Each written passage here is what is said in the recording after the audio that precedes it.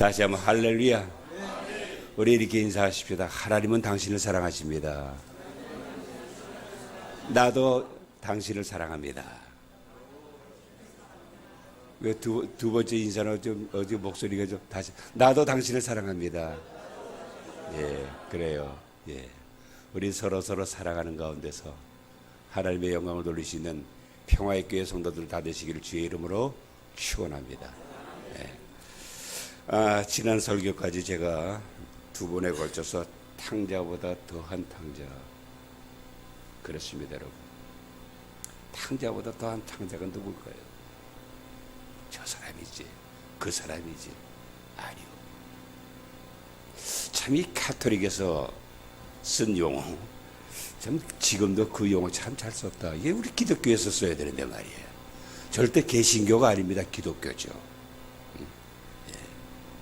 참 무슨 말이냐면 내 탓이다. 여러분, 우리 주님은 절대로 의인을 부르러 오신 분이 아니에요. 죄인을 부르러 왔죠. 내가 의인이다. 나는 완벽하다.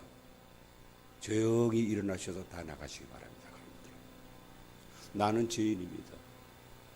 나는 감히 하나님 앞에 설 수가 없습니다. 그런 분만 이 자리에 계시면 우리 하나님이 무한한 은총으로 베풀어 주시게 될 줄로 믿습니다.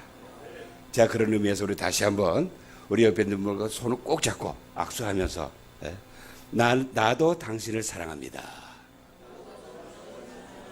예, 감사합니다. 자, 여러분, 과연 탕자보다도 더한 탕자가 누구냐?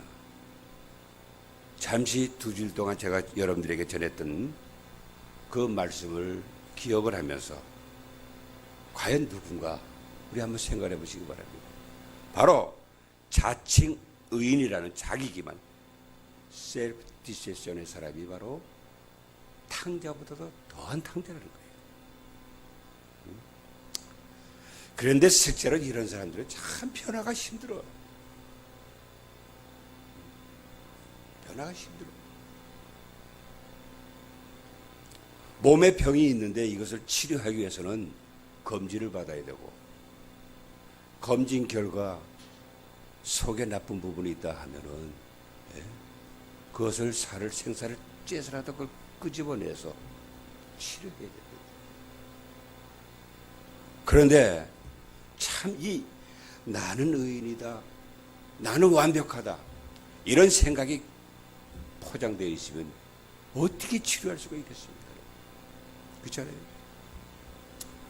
그런데 이런 사람은 세상적으로는 변화도 힘들고 치료도 불가능하지만은, 그러나 복음은 이런 셀프 디셉션의 사람까지도 변화시키잖아요. 겸손한 사람. 왜냐? 겸손한 자 찾도다 모시오드리세. 그렇잖아요. 누가복음 1장 19절과 2장 10절에 보면은 나는 하나님 앞에 있는 가브리엘이라 무서워 말라.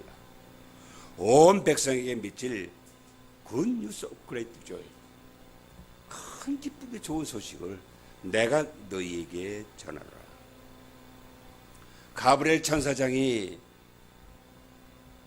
인류 최초로 이 세상에 그 기쁜 소식을 전했을 때 누구에게 전했습니까? 예수님의 탄생의 소식을 제일 먼저 들은 사람이 누구냐 말이에요. 이스라엘 수도 예루살렘에 있는 사람이 아닙니다. 시골 오지 베들레헴 하위 계층에 목동들이 밤에 자기에게 맡긴 양을 지키다가 가브리엘 천사장의 방문을 받고, 그야말로 빅뉴스 아닙니까, 여러분? 하나님의 이스라엘 왕을 몰라서, 또 아니면 예루살렘에 있는 고관들을 몰라서, 그들의 영향력을 무시해서 하나님이 이렇게 하위기층의 그 목자들을 먼저 찾아가서 그들에게 이 좋은 소식을 전해줬냐 이거예요. 성경이 가장 강조하는 게 뭡니까? 은혜와 축복입니다. 우리 서로 인사할 때잖아요. 어떻게 사십니까? 어떻게 사십니까? 은혜로 삽니다. 괴로워도 또 슬퍼도 그렇습니다. 은혜로 삽니다. 하나님의 은혜가 아니면 우리는 살 수가 없는 거예요. 지금도 우리 집에서 여기까지 오려면 52km인가 이렇게 됩니다. 뭐 고속도로에서 50km에 뭐 52km에 잠깐이지만은 이런 시내에서 52km는 짧은 거리가 아니잖아요. 오다 보니까 차가 그냥 꽉 밀려서 야 이러다가 예배 시간 훨씬 지나쳐서 가겠구나. 봤더니 사고가 나갖고 그 꽉 밀린 거예요. 그런 일이 하루에도 수없이 일어나잖아요. 그런 가운데서도 하나님이 보호해 주심으로 은혜를 주시니까 이렇게 여러분들을 오늘 또 만나게 된 거 아닙니까? 여러분 바로 이 은혜와 축복을 누구에게 해줘요? 물이 높은 데서 낮은 데로 흘러 오대양을 이루지 않습니까 여러분? 바로 자기를 낮추는 자에게. 그래서 야고보서 4장 10절에 보면 야고보 장로는 그랬잖아요. 주 앞에서 낮아지고 낮추는 자를 높여준다는 거예요. 예수님께서도 마태복음 23장 12절에 누구든지 여기 예외가 없다는 말이에요. 자기를 높이는 자는 낮아지고 낮추는 자는 높아진다 그렇지 않습니까? 그렇기 때문에 여러분 복음과 겸손과는 불과 분리의 그런 카테고리 속에 있으면 범주 안에 있다는 얘기예요. 우리가 이런 하나님의 그 뜻을 알고 하나님의 은혜를 마음껏 누리기 위해서 더욱 낮아지고 겸손한 자 되시기를 주의 이름으로 축원합니다. 여러분 저도 마음은 청춘이고 요새 매일 운동도 열심히 해서 배도 많이 들어갔는데 그런데 때에 들어서 가만히 혼자 앉아서 생각하다 한 2, 3년 있으면 나도 이제 또 7학년이 되는구나. 어느새 세월이 이렇게 흘렀는고 하면서 이렇게 격세지감을 느낄 때가 요즘 부쩍 많아요. 참 여러분 시편 90편 10절에서 모세는 그런 기도를 했잖아요. 우리의 연수가 70이요 또 강건하면 80이지만 연수의 자랑은 수고와 수뿐뿐이요. 뭐라 그랬어요? 신속히 가리 날아간다 그랬잖아요. 제일 빠르게 뭐예요? 날아가는 게 제일 빠르잖아요. 비행기가 제일 빠르잖아요. 이런 우리의 연수가 바로 그렇다는 얘기 아닙니까, 여러분? 참 여러분, 이러한 세상 우리가 축복 가운데 은혜를 받으며 살아도 짧은 세월인데 또 짧은 생애인데 정말 여러분 우리가 세월아 내월아 하면서 그런 마음으로 살면 이거는 정말 크리스천으로서 바로 삶이 아니지 않냐 이거예요. 참 여러분 여기 오늘 우리가 말씀을 받듯이 둘째 아들이 먼 나라의 망상에서 헤어나지 못하고 날마다 거기에 대한 그냥 부푼 꿈으로 그야말로 고질병으로 시달리는 그 아들의 모습을 보는 아버지의 심정이 얼마나 찢어졌겠어요. 말없이 지켜보던 아버지는 결국은 치료를 결심하게 됩니다. 그렇지만 이 아버지는요 산전수전 공중전 우주전까지 다 겪었던 경험이 풍부한 아버지 아닙니까? 그러니까 곱게 자란 저 아들이 둘째 아들이 먼 나라의 망상 자기의 친구들의 말을 들었는지 어디서 또 그 책을 봤는지 몰라도 거기에 그냥 사로잡혀서 있지만은 그냥 그대로 놔두게 되면 이 아들은 폐인이 되겠다. 그래서 아버지는 그래도 이 아들을 위해서 희생을 각오하면서 결심을 하지 않습니까? 이 아들을 치료해 줘야겠다. 그것은 그 희생은 뭡니까? 아버지의 많은 재산이 없어지는 그러한 위험이 있어도 그 아들을 먼 나라로 보내기로 결단을 한 겁니다. 참 여러분, 그래서 왜 먼 나라로 보내는 이유가 뭐예요? 이 아들이 편화돼서 치료되어 오기를 아버지는 학수고대하면서 그 아들을 보냈던 거예요. 여기 27절에 보니까 당신 아버지가 탈없이 건강하게 돌아온 그를 다시 맞아들이게 되므로 했지 않습니까? 그 아들이 아버지의 기대에 어긋나지 않게 아무 탈 없이 올 것을 기대하면서 철없는 아들이지만 보냈지만은 여러분 그 아버지는 그대로 다 행하게 됐던 얘기예요. 이것을 보면서 여러분들은 뭘 느끼게 됩니까? 여러분? 우리를 치료해 살려고 예수님을 이 세상 가운데 보내신 하나님의 그 사랑을 우리는 생각하지 않습니까? 여러분? 하나님께서는 그 아들을 보내실 때 아들을 희생하는 하나님 편에서는 모험 같은 일이지만 하나님의 생각은 적중했잖아요. 마찬가지로 오늘 아버지의 생각 역시 적중했던 겁니다. 둘째의 고난은 결코 헛되지가 않았어. 비록 상거지가 돼서 돌아왔지만은 그러나 결코 아버지의 기대에 어긋나지가 않았다는 얘기예요. 고린도후서 4장 16절에 보면 우리가 낙심하지 않으니 우리의 겉사람은 뭐라 그러십니까? 예?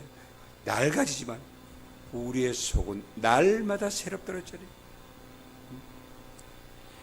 아들 탕자가 어떻게 됐어요? 새 사람으로 거듭나서 변화된 모습으로 왔다는 얘기예요.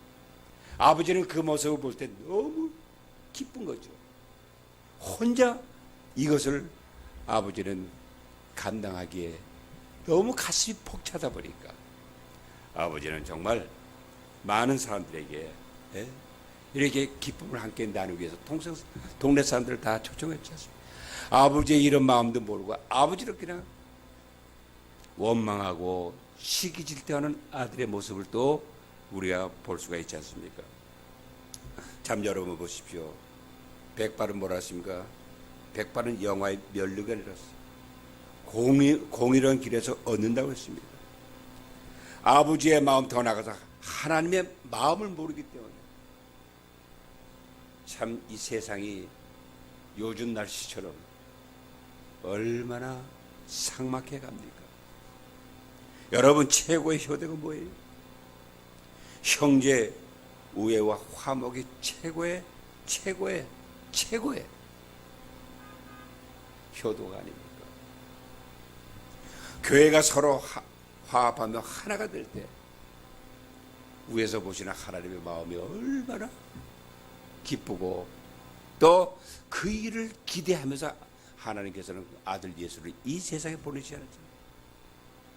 참 여러분 내리사랑이라고 윗사람이 동생을 사랑하고 동생은 또 형과 누이를 존경하며 사랑하게 될 때 이런 모습을 보는 부모님의 마음이 얼마나 흐뭇하겠냐 이거예요. 그렇지 않습니까? 오늘도 마찬가지예요, 여러분. 마찬가지로 하나님께서도 우리에게 똑같은 그런 기대와 또 그런 마음을 갖고 계시다는 얘기예요. 그런데 간혹 가다가 우리 참 미간을 찌푸리게 하는 그런 사건들이 많이 있지 않습니까? 부모님은 그 재산을 모으느라고 입을 거 안 입고 먹을 거 안 먹고 그 자식들을 위해서 재산을 모아놨더니 그 재산이 결국은 자식들끼리 원수지간이 되는 그런 모습을 볼 아버지의 부모님의 마음이 얼마나 찢어지겠냐 이게. 사랑하는 여러분들이요, 우리가 잘 아는 찬송 하늘을 두루마리 삼고 바다를 먹물 삼아도 하나는 하나님의 사랑 다 기록할 수가 없다 그랬잖아요. 이것이 바로 저와 여러분들을 향하신 하나님의 사랑이고 부모님의 사랑이 아니냐 이거예요. 그러면 여러분 구체적인 하나님의 사랑은 어떤 사랑입니까? 오늘 여기 20절에 보면 일어나 아버지께로 돌아가니라. 아직 거리가 먼데 아버지가 그를 보고 치근히 여겨 달려가 목을 끌어안는 그런 모습. 어디를 봐도 맏아들처럼 아들을 둘째를 정죄하는 모습을 찾아볼 수가 없습니다. 평소에는 가축의 사료를 쓰다가 기근이 심할 때는 빈민들의 식량으로 쓰는 지엽열매입니다. 그 지엽열매로 허기를 달라고 해도 주는 사람이 없다 그랬어요. 한마디에게서 아주 최악의 경우 아닙니까? 그러니 돼지보다도 못한 생활을 했다는 얘기예요. 몸에는 돼지 오물 그것을 완전히 베겨서 옆에 가기도 싫을 정도의 그 악취가 풍기게 됩니다. 그런데 아버지는 전혀 그런 거 개의하지 않았어요. 그냥 달려가서 그 아들을 끌어안고. 바로 이 모습이 우리 하나님의 모습이 아니라 여러분. 참 여러분, 아버지가 아들을 사지와 같은 큰 먼 나라로 보낼 때 의인이 되고 변화되어 치료해 오기를 얼마나 기다렸습니까? 아까도 잠시 말씀드렸지만 누가복음 5장 32절에 나오지 않습니까? 의인을 부르러 온 것이 아니라 죄인을 불러 회개케 하러 오셨다고 말씀하시는 거예요. 그러니 여러분, 우리 성도들에게 있어서 회개가 얼마나 중요합니까? 의사와 약사는 육신의 질병을 치료하지만 하나님 앞에 우리가 무릎 꿇고 회개하는 우리의 심정은요, 영육간의 치료를 우리에게 해주지 않습니까? 여러분? 언약의 17절 이하에 보면 돌이켜 이르되 내 아버지에게는 양식이 풍족한 품꾼이 얼마나 많았는가. 만약에 둘째 아들이 아버지 사랑을 받으며 아버지 품에만 계속 있었다면 이런 모습은, 이런 경우는 아마 둘째 아들을 경험을 안 했을 거예요. 그러나 아버지가 그 아들을 사지와 같은 그것으로 보낼 때 아들을 너 한번 좀 고생 좀 해봐, 그렇게 말을 안 듣더니 이런 식으로 보냈습니까? 아니요. 그 고난을 통해서 내 아들이 반드시 회개하는 사람으로 되고 변화돼서 치료하는 하나님의 은혜가 임할 것이라는 그 기대감, 그 믿음을 가지고 아들을 보내지 않았습니까? 그러니까 아들이 그 고난 속에서 웬만한 요즘 젊은 사람들 같으면은 고난을 당하게 되면은 이기지 못해서 자살하고 저 극단적인 그런 경우들이 많습니다만은 이 아들은 아버지의 기대 어긋나지 않아요. 왜 그랬을까요? 아버지가 보내고 그냥 수수방관했을까요? 아니요. 여긴 나오지 않지만 아버지는 그 아들을 보내 하루에도 수차례 아들을 위해서 하나님 앞에 기도했던 아버지의 모습을 우리는 볼 수가 있지 않습니까? 그 아버지의 그 기도를 들으시고 하나님께서 아들의 마음속에 변화의 마음을 주니, 그러니까 이 아들이 돌이켜 이르되 내 아버지에게는 양식이 풍족한 아버지의 그 사랑을 다시 떠올리게 된 거예요. 아버지의 사랑을 다시 이 아들은 거기서 추억하게 된 거 아닙니까? 그러다가 이제 아들이 뭐라 그랬습니까? 정말 이 아들이 푸념이나 하고 후회나 했다면은, 회개가 아닌 후회와 푸념으로 끝났다고 하면은 불행하고 비참한 그런 삶으로 끝났겠지만은, 여기 아들이 어떻게 했습니까? 우리 한번 따라 하시기 바랍니다. 내가 일어나. 다시 한번 크게. 내가 일어나. 바로 이겁니다. 아들이 그 아버지를 생각하더니 그 다음 단계로 아들에게 나왔던 생각이 뭐예요? 내가 일어나. I will arise. 내가 일어나. 사랑하는 여러분들이요, 일어나지 않고는 우리는 하나님의 은혜를 경험할 수가 없는 거 아닙니까? 일어나야 된다는 얘기예요. 지금 교회마다 얼마나 많은 교회들이 잠을 자고 있고 앉아 있고 또 누워 있고.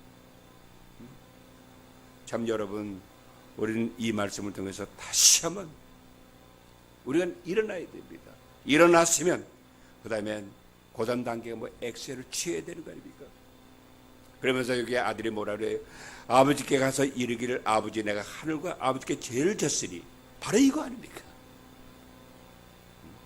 이것을 기대하면서 아버지는 그 많은 재산을 다 희생할지라도, 여러분 돈이야 있다가도 없고 없다가도 있는 거 아닙니까? 그러니까 아버지가 그 큰아들에게 내 아들은 다시 살아나지 않았느냐. 사랑하는 여러분들이요, 그러면서 이 아들이 뭐라고 그래요? 얼마나 이 아들이 회개하면서 겸손한 사람으로 변한대요. 아버지, 이제부터 나는 아들이라 일컬음을 다 감당하지 못하고 품꾼의 하나로 보소서. 사랑하는 여러분, 사실 이 고백이 쉬운 고백일까요? 아니요. 죽기보다도 힘든 고백입니다. 그러나 둘째는 먼 나라로 가서 그 어려움을 당하면서 둘째가 터득한 게 있지 않습니까? 무엇을 터득했습니까? 신앙으로 극복할 수 있는 그것을 터득했다는 얘기예요. 사도 바울이 우리가 좋아하는 말씀이 있지 않습니까? 내게 능력 주는 자서 나는 모든 것을 할 수가 있느니라. 빌립보서 4장 13절의 말씀을 우리 참 좋아합니다만은 여러분 거기서 끝나는 게 그 앞절에 뭐래? 내가 빈부에 처할 줄 알고 풍부에 처할 줄 알고 1절의 비결을 배웠나니 그렇지 않습니까? 바로 이런 고난을 통해서 이 아들은 1절의 비결을 배운 게 아닙니까? 그 비결을 배우게 하기 위해서 아버지의 큰 희생. 시편 119편 71절에 뭐라고 그랬습니까? 고난당하는 것이 구통이 내게 유익이라 그랬잖아요. 내게 유익이라. 여러분 참 우리 기독교의 진리는 참 그런 경우가 많잖아요. 얼마나 좀 세상 사람들이 이해가 안 돼. 고난당하는 것이 나에게 어떻게 유익입니까? 그렇지 않아요? 그러나 그 고난을 통해서 하나님의 사랑을 깨닫게 하죠. 고난을 통해서 아버지의 사랑을 깨닫게 하죠. 결국 새롭게 변화되는 일로 하나님이 이끌어 주시지 않습니까, 여러분? 이런 믿음의 용기로 내가 일어나라고 치료받아 고난 가운데 아버지 사랑을 알게 되고 그다음에는 아버지 앞에 아버지를 더욱 사랑할 수 있는 효심이 회복되게 됐다는 얘기예요. 여러분 그렇다면 우리 한번 여기서 생각해 봅시다. 효도의 조건이 뭡니까? 효도의 조건이 뭐예요? 어떤 사람이 처자식을 버린 채 소식을 끊고 30년 동안 자기만 위해서 살다가 결국은 이 사람이 죽게 됐습니다. 죽음 직전에 고향을 생각을 하고 버린 자식들과 가족들을 생각이 나게 됐던 것이죠. 자기의 절친에게 부탁을 하는 겁니다. 내가 죽으면은 내 고향집에 좀 묻어달라고. 이 친구가 수소문을 해서 그 집을 찾아갔죠. 그래서 자식들에게 아버지가 이렇게 돌아가셨다고 소식을 전하자 자식들은 그냥 붕괴해하는 거예요. 지가 뭔데 우리를 버리고 가면서 이제 와서 우리 보고 장례를 치러달라고? 절대 우리는 할 수가 없어. 자식들이 그냥 막 흥분하는 거예요. 그런데 큰아들은 참 아주 사람이 참 그런 대로 무게가 있는 아들이라. 그 아들이 동생들이 그런 말을 하는 걸 보고 아무 말 없이 아버지의 시신을 안치한 곳으로 찾아갔죠. 가서 정성껏 장례를 치러드리고 이제 집으로 돌아와서 동생들이 탈리면서 조용히 얘기를 한 겁니다. 성경에 내 부모를 공경하라고 했지 어떤 부모라고는 조건이 없단다. 참 여러분 요즘 자녀 학대와 살해로 인해서 천륜을 저버리는 그런 일들이 얼마나 많이 있습니까? 경악을 금치 못하게 하는 일들, 파렴치한 그런 보도로 효도에 대한 얘기를 하기가 좀 민망할 정도의 그렇게 이 세상이 변질이 됐습니다. 바로. 그러나 여러분 보십시오. 우린 적어도 성경을 믿는 사람, 하나님을 믿고 성경을 따르는 사람 아닙니까? 비록 성경대로 우리가 살지 못해도 성경대로 살라고 애쓰는 그런 마음을 다 갖고 있잖아요. 그렇지 않습니까? 성경 가운데 10계명을 두 가지로 우리가 분리할 수가 있죠. 1계명에서 4계명까지는 하나님과 인간과의 관계입니다. 그 다음에 5계명부터 마지막 10계명까지는 사람과 사람의 관계라는 얘기예요. 여기 보면 1계명에서 4계명까지의 첫 계명이 나 외에 다른 신을 섬기지 말라 그랬어요. 그리고 또 5계명에서 10계명까지 첫 계명이 뭡니까? 내 부모를 공경하라 아닙니까? 사랑하는 여러분들이요, 여기 부모와 또 어른 공경에는 어떤 조건이 있을 수가 없다는 얘기예요. 유산 유무 관계없이 공경하라는 겁니다. 지고와 관계없이 공경하라는 거예요. 우리가 이런 하나님의 계명을 지키고 명령을 지키면은 뭐라 그러십니까?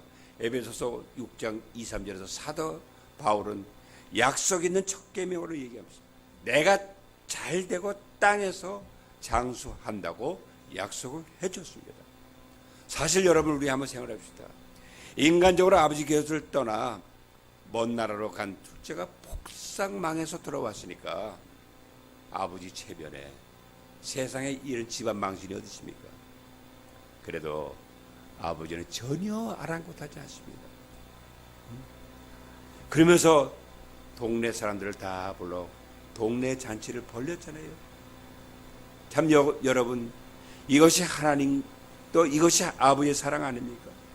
사랑하는 여러분들이 생각해 보시기 바랍니다. 의인을 위해서 죽는 자는 의롭다고 칭찬받지만은 죄인을 위해서 죽는 자는 의롭다 높임을 받듯이 의로움에도 격과 수준이 있다는 얘기예요. 사랑하는 여러분들이요, 우리 주님의 그 사랑, 하나님의 의로움은 죄인을 불러서, 의인이 아닙니다, 여러분. 죄인을 불러서 치료하실 뿐만 아니라 치료해 주시고 다시 그 사람을 의인으로 변화시켜주는 그런 능력이 있잖아요. 신학적으로 여러분, 참 이 칭이라고 하지 않습니까? 예? 칭이란 말이 뭐예요? 의롭게 한다는 말입니다. 이 의롭게 한다는 무죄하고 석방시킨다는 얘기예요.